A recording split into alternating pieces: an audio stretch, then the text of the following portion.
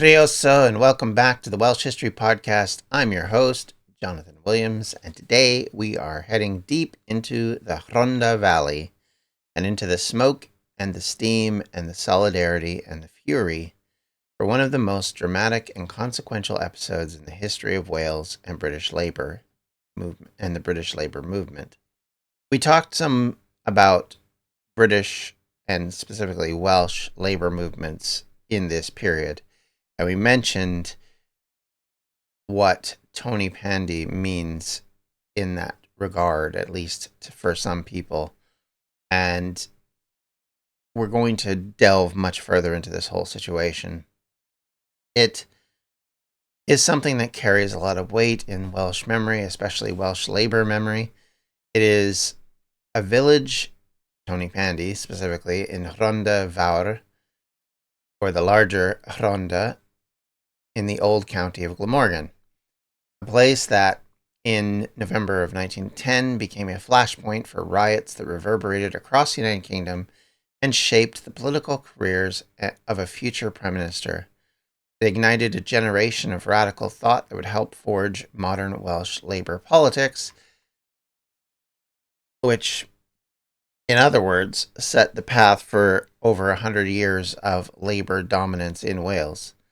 But Tonypandy is more than a single night of broken windows. Today, we're going to trace the full arc of this story, from the conditions that made the conflict inevitable through the explosive events of the autumn and winter of 1910, to the intellectual revolt that followed in the form of the miners' next step, and the long legacy these events had on Welsh political life.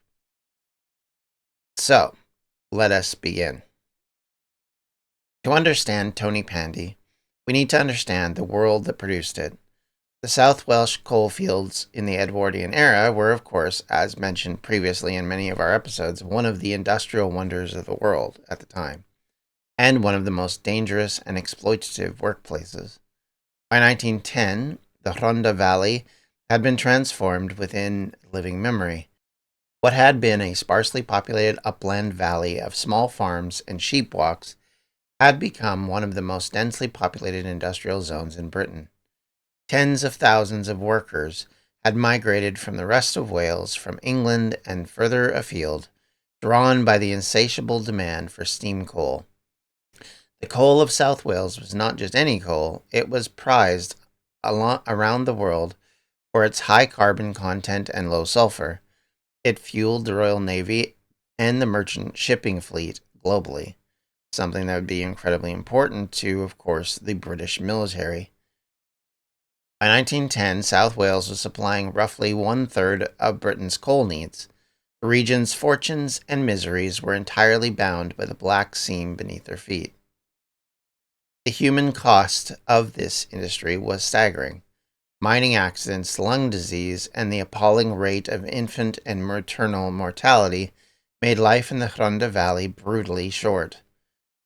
Communities lived under constant shadows of pit disasters, and yet wages that these men earned for risking their lives were fiercely contested, and increasingly, they felt unfair.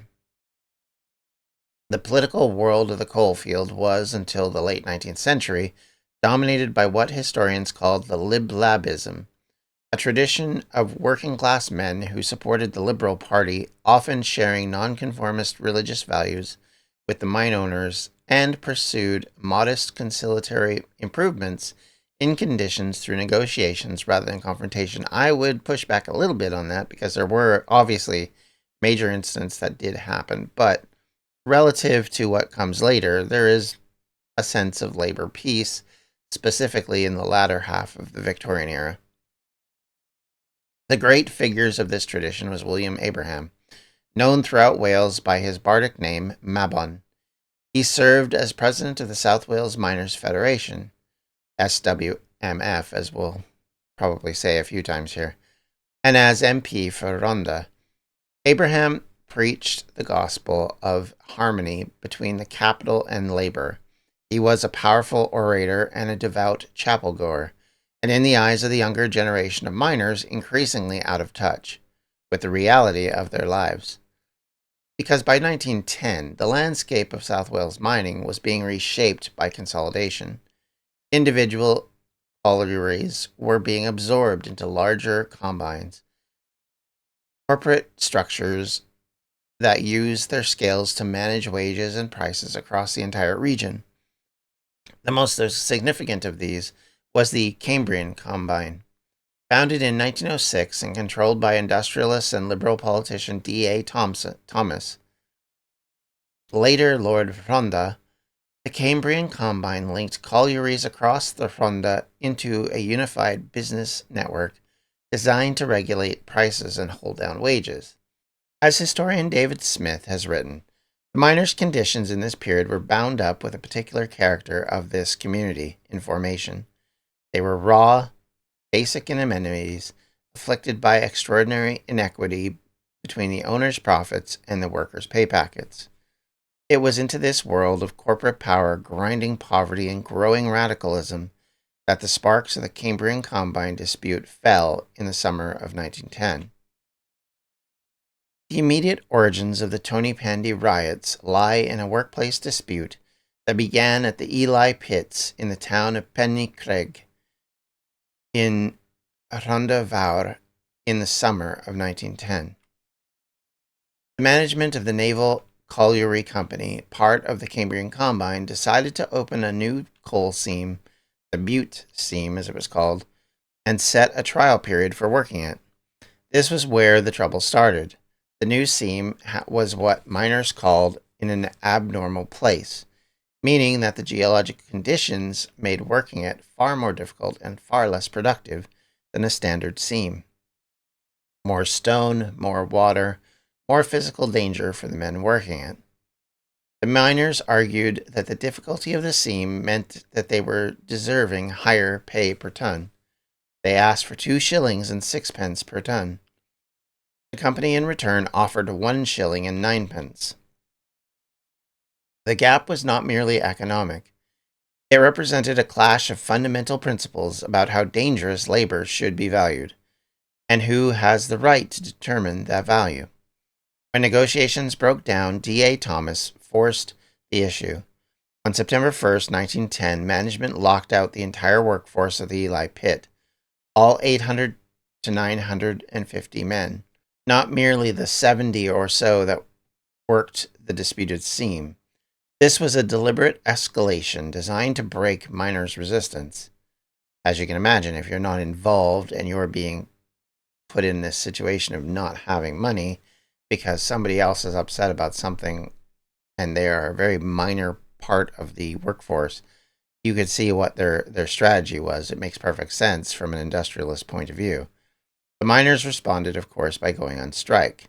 The Cambrian Combine then brought in strike breakers from outside the area, and miners established picketed lines to prevent non-union labor entering the collieries.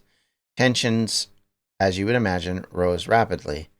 In solidarity with the Ely pit workers, the South Wales Miners' Federation balloted its membership, and on the 1st of November 1910, all 12,000 men employed across the Cambrian Combine collieries went on strike. The dispute had expanded dramatically. The conciliation attempt did produce a compromise settlement, a wage of 2 shillings and 3 pence per ton, but the workforce rejected it and the strike continued. By early November, the force of this dispute had shifted to the Glamorgan Colliery at Tonypandy, the only major pit in the area still operating. Strike breakers were being brought in under police protection to keep it running, and the presence of blackleg labor, as it was called, was incendiary to these striking men. On the 7th of November 1910, approximately 4,000 strikers gathered outside the Glamorgan Colliery and attempting to break the strike breakers from entering. Violent clashes erupted between the crowd and the Glamorgan Constabulary. Police, under the Chief Constable Captain Lionel Lindsay, struggled to maintain order. By the early hours of the 8th of November, Lindsay had telegraphed for military assistance. And so we come to one of the most controversial decisions of the whole affair. the decision made in London, as often happens, by the Home Secretary on what to do next. That Home Secretary, someone you may or may not have heard of, was Winston Churchill. And there's a reason why Winston Churchill is not loved in Wales historically, and this is where it comes from.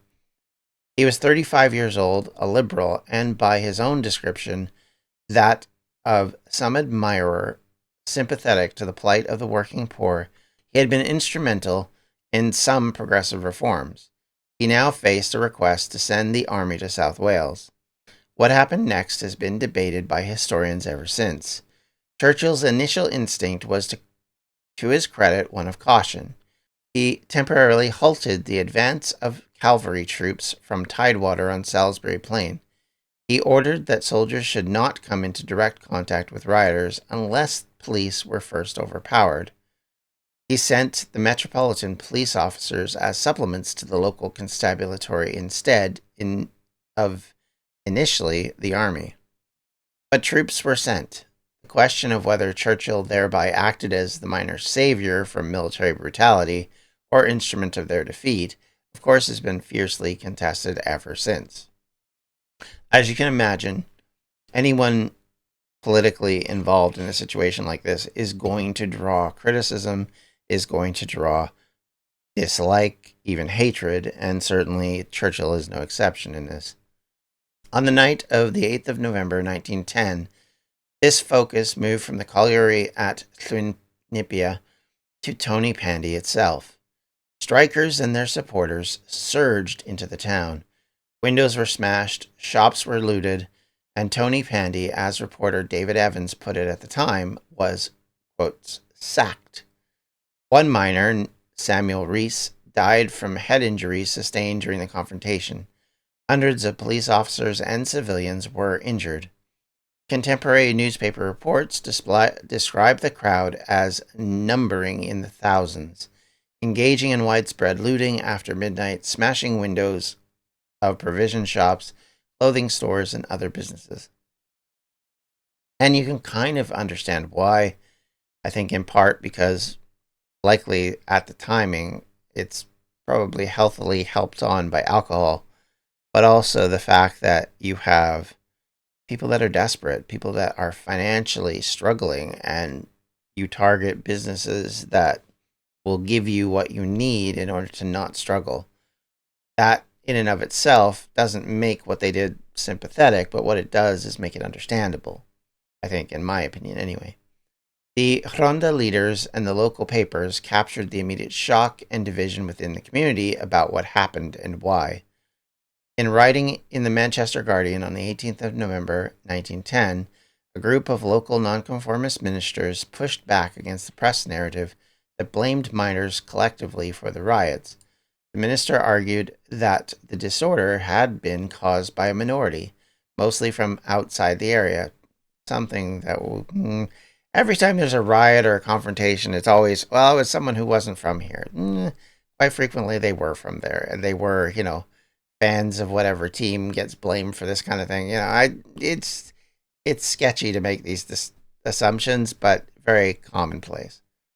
And of course, he denied, this minister, that it reflected the character of the mining community as a whole, which definitely is true. The military did not kill anyone at Tonypandy itself in November of 1910, but the troops stayed and were stationed across the area for days, not for days, but for months. Ultimately, until the strike was finally broken. And it is here, as we'll see, the debate about Churchill's role and the significance of the military intervention really sharpens, and he really becomes a target of so much dislike and distrust. Few episodes in modern British political history have generated as much mythologizing as Tonypandy. And at the center of that mythology stands one figure, Winston Churchill. For much of the 20th century, the accepted story in Wales was simple and damning. Churchill sent troops in to shoot Welsh miners. It became one of the foundational grievances of Welsh Labour politics, a touchstone invoked in Parliament, in mining communities, and in election campaigns for generations to come. You can see why Labour had dominated Wales for a century after this kind of situation. For Churchill and his defenders, the story was an outrageous fabrication. His son, Randolph Churchill, wrote of his father's conduct, saying, quote, "It had been grossly distorted," and insisted that the miners of Tonypandy were not martyrs to compare with those of Tall Puddle. Conservative Party briefings in the 1950 general election insisted Churchill had only sent troops as a reserve to the police, that they were not used as direct confrontation. This stops being a matter about truth and more about opinion. You know, if your opinion is that he is directly responsible for what happened, no evidence is going to change your mind. He called them, he ordered it, it happened. How else can you not hold someone into account? There has to be a scapegoat, to put it bluntly, and I think that's where this whole situation kind of becomes. And of course, the truth is, however, more complex and, of course, more interesting than either versions of the myths. He's neither hero nor villain necessarily. Let us start with the established facts. Churchill did send troops into South Wales. He also sent additional police from London, supplementing the local constabulary under Chief Constable Lindsay. One military intervention in July of 1911 at Llanelli, which is connected to this broader period of unrest, did result in soldiers firing on a crowd, killing 2 men. So the charge that Churchill deployed deadly force against the workers in this period is not without foundation. But the specific claim that the soldiers fired on miners in Tonypandy in November 1910 does not hold up under scrutiny and needs to be pushed back on. The troops at Tonypandy were deployed, but largely kept back. Churchill issued explicit verbal instructions on the 8th of November that soldiers should not engage directly with rioters unless the police had been overpowered. The more subtle and historical significant question is not whether the troops fired in Tonypandy. They didn't. But what their presence meant for the outcome of the dispute. And here, the scholarship of Professor Dye Smith is crucial. Smith, professor of history at the University of Wales, and a native of Tonypandy himself, has argued in his seminal work, Tonypandy, 1910, Definition of Community, that the historiographical focus on whether soldiers actually fired has obscured the far more important question of what military presence achieved strategically. In Smith's account, the troops were not passive reservists. They were the fundamental instrument by which the strike was ultimately broken. The troops' presence in Rhondda enabled the police, operating under Lindsay in what Smith described as more of an army of occupation, to prevent mass picketing that might have ended the strike in the miners' favor. It's allowed the prosecution of strike leaders and rioters at Pontypridd in 1911 to proceed without disruption. It guaranteed safe passage of strikebreakers into remaining pits, and it ensured, as Smith put it, that the miners' demands would be utterly rejected. There is also the matter of what Churchill withheld from the published record. Research by historian Anthony Moore O'Brien, published in the Welsh History Review in 1994, demonstrated that the official parliamentary papers on the dispute, published as the Colliery Strike Disturbance in South Wales, Correspondence and Report, November 1910, just a nice tight title that, had been selectively edited. Evidence that Churchill had encouraged the deployment of police violence had been removed. Published records presented a more favorable image of the Home Secretary's conduct than the full justified correspondence. For the Welsh mining community, none of this nuance ultimately mattered. What mattered was that a living experience, the soldiers in their streets, the prosecution of their leaders, the return to work on the owner's terms, and the sense of state apparatus deployed against them had created a story that they believed wholeheartedly, and the defeat of 1911 was, as Smith observed, quote, attached directly to the state intervention without any negotiation, end quote, in the eyes of the local community. The political fallout followed Churchill for the rest of his career. In 1940, when Neville Chamberlain's wartime government collapsed, and Churchill was the obvious successor, Labour leader Clement Attlee privately warned that Labour might not support Churchill because of his association with Tonypandy. In 1978, then Prime Minister James Callaghan warned Churchill's grandson in the House of Commons not to pursue, quote, the vendetta of your family against the miners of Tonypandy, end quote. Even as late as 1950, Churchill felt compelled to travel to Cardiff to deliver what he called the true story of Tonypandy, insisting that he had sent police there with the sole object of preventing bloodshed. The name of the village in Rhondda has become one of the most potent pieces of political mythology in the 20th century of British politics. The Cambrian Combine strike dragged on until the summer of 1911. After all the confrontations and all the hardship and all the violence, the miners returned to work in August and September of 1911 on essentially the same term they had been offered before the strike began.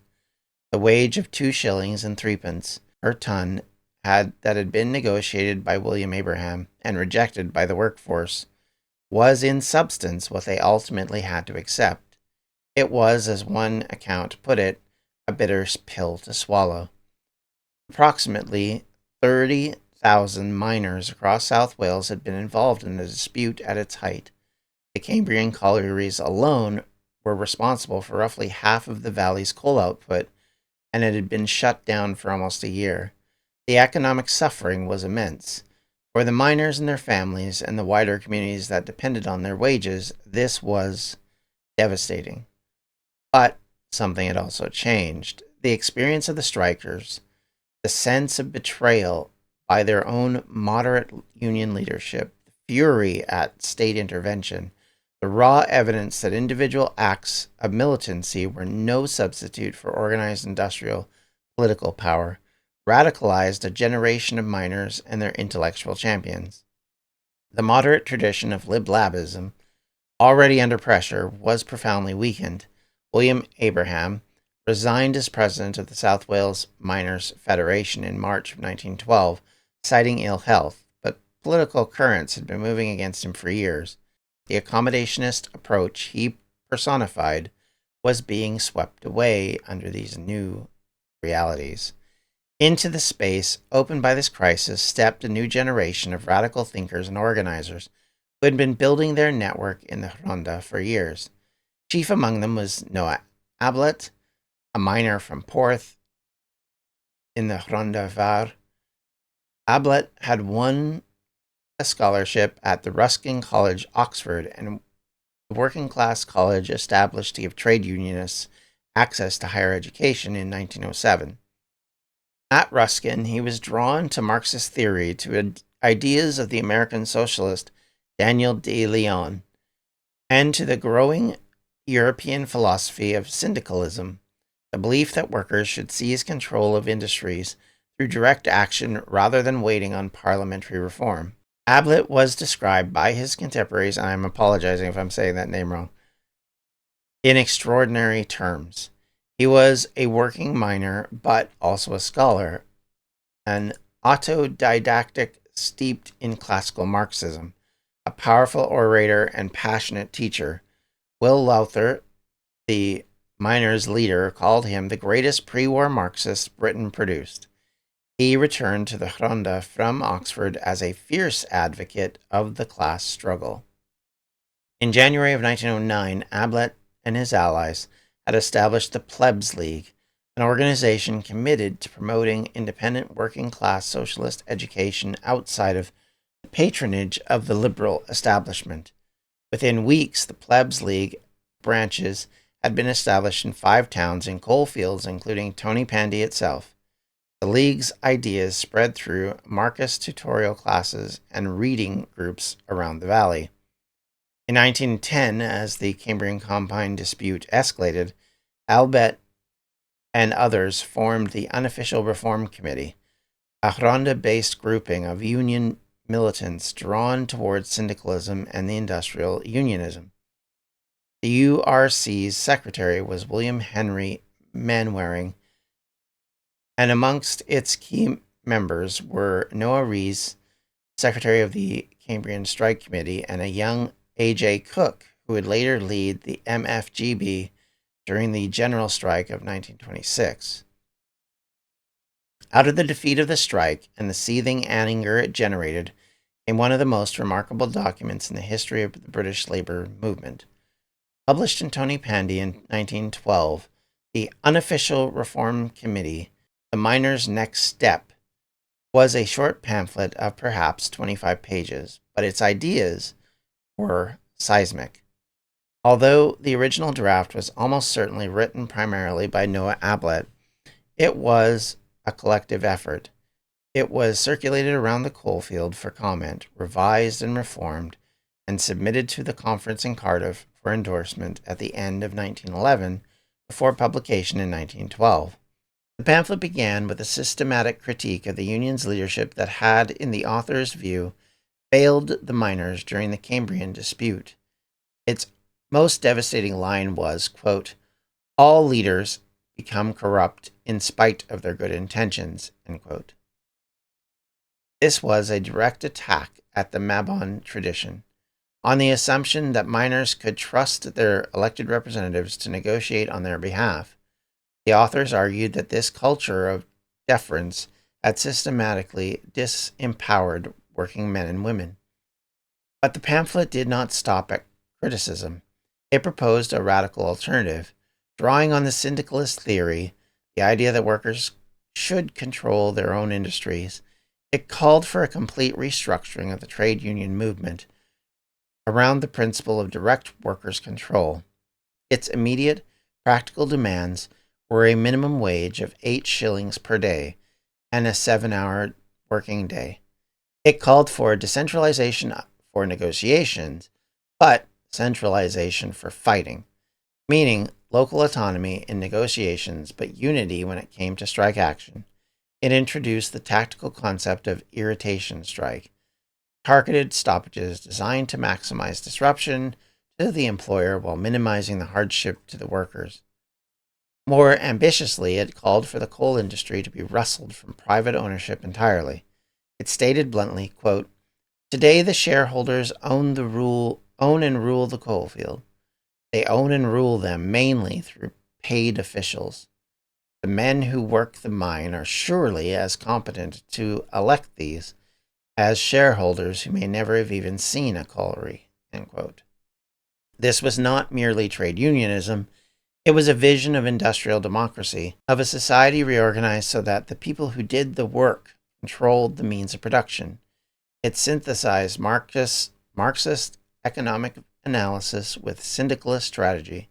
It articulated a politics of open class conflict rather than class harmony taught and preached by Mabon in the Lib-Lab tradition. The pamphlet called for complete independence from and political hostility to all capitalist parties, including the Liberal Party that had until recently commanded the loyalty of most of the South Wales miners. And this was a decisive break.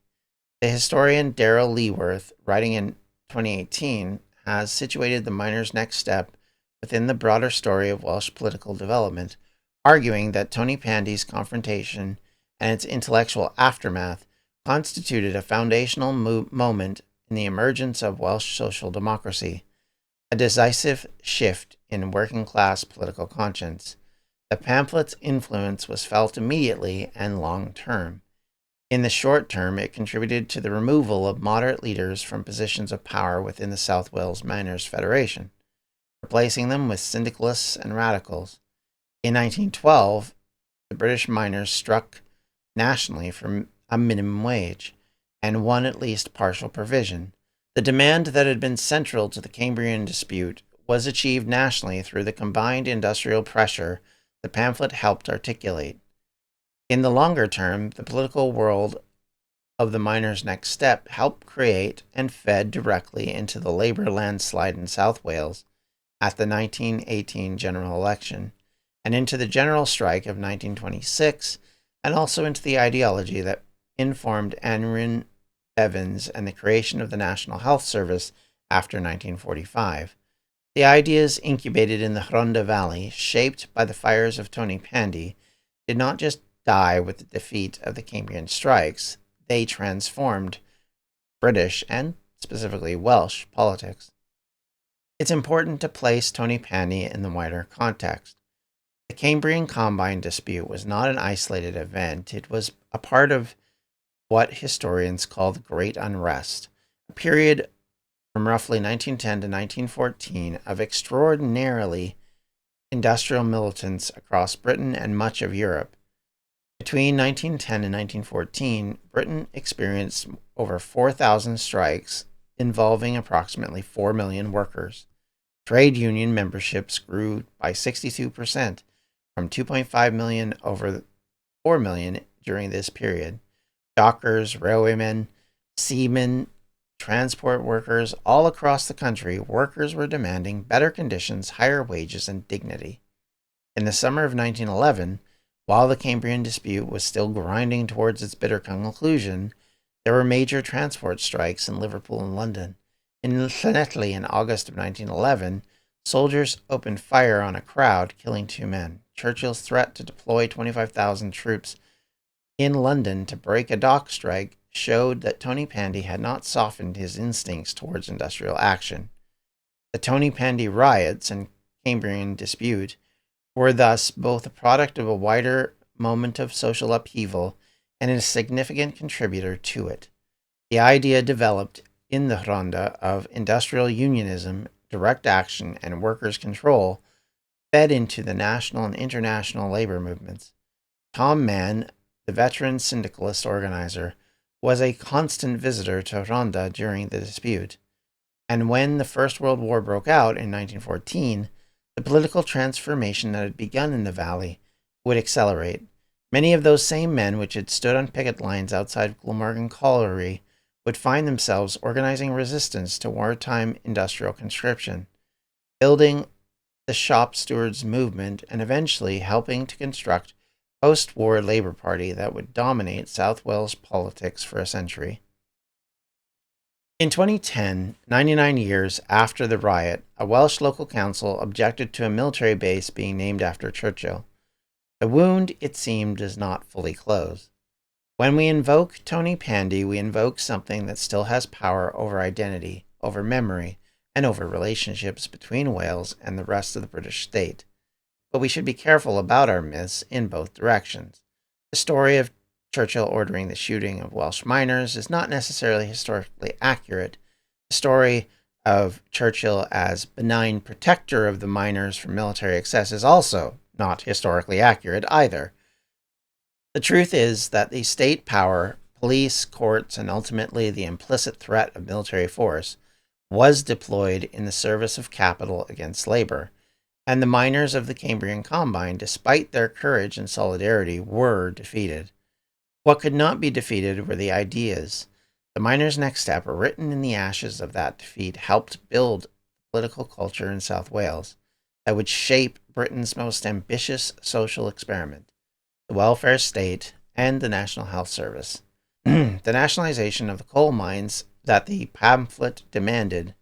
Aneurin Bevans, born in Tredegar in 1897 and himself a miner, grew up precisely in this political world that Tonypandy had helped create. The historian Di Smith has written that Tonypandy was a society in the making, raw, raucous, and yet capable of generating ideas and moments and movements of lasting historical importance.